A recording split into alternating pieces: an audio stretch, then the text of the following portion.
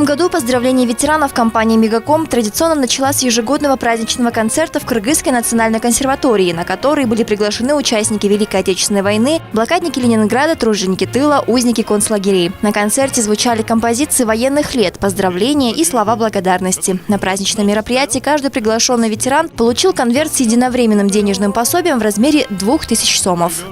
Роздано по всей территории Кыргызской республики более 1000 ветеранов Великой Отечественной войны, труженикам тыла, блокадникам Ленинграда по 2000 сом. Это ежегодная наша традиция. Также ежегодно нами проводится акция 1945, то есть путем отправки СМС наши абоненты могут внести свой посильный вклад в виде денежных средств, которые будут розданы нашим ветеранам Великой Отечественной войны, труженикам тыла. Как признались ветераны, подобные мероприятия доставляют им массу положительных эмоций. На концерте они активно подпевали, а кто-то, несмотря на преклонный возраст, даже подтанцовывал под любимые мелодии.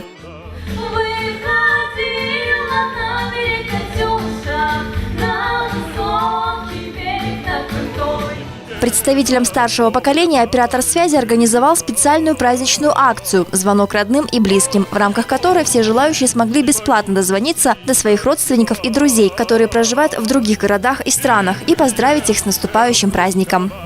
Надя, это ты?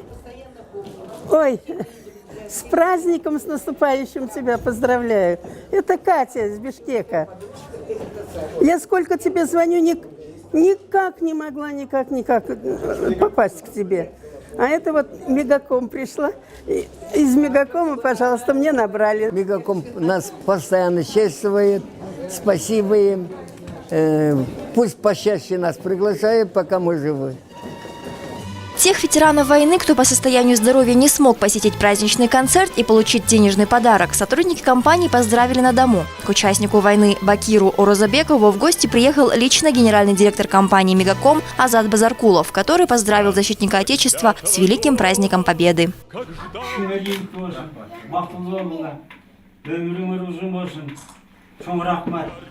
Бакир Орозабеков за мужество и героизм, проявленный в боевых сражениях, награжден орденами Великой Отечественной войны 1 и 2 степени, также медалями за боевые заслуги и медалью Жукова. Сколько бы ни прошло времени, слава героев не померкнет. Никто не забыт, ничто не забыто.